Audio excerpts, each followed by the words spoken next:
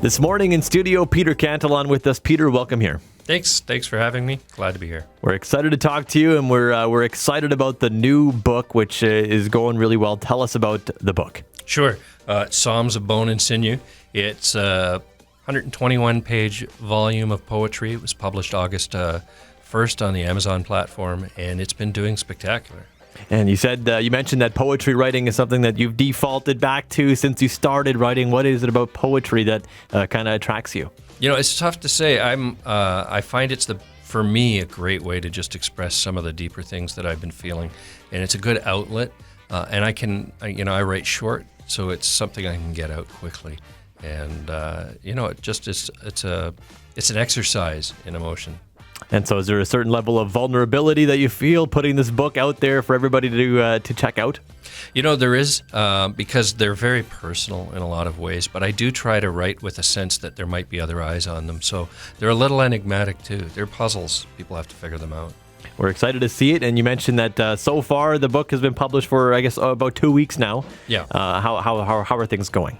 You know, great. For a book that I felt I just wanted a tangible copy of something I've done, it's hit #1 on the hot new releases list for Amazon, which was way beyond whatever I expected. So I'm just really happy with that. And you said not only have you seen buyers from here in Canada, but also from abroad a little bit. Yeah.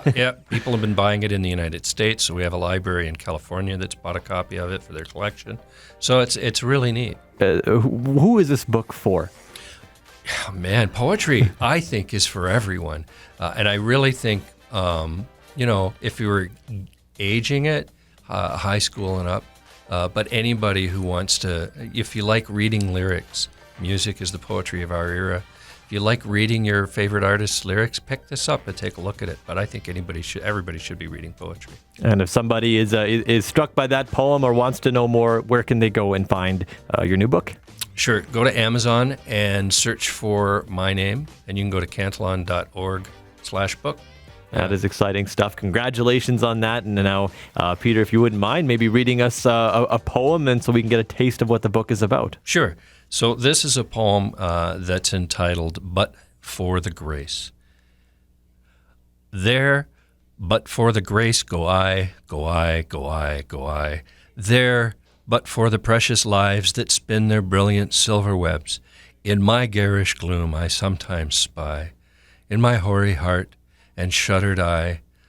There, but for another's light, do I keep my lamp burning bright against this self-imposed never-ending night, till dawn brings clear salvific sight. Go I, go I, go I, go I.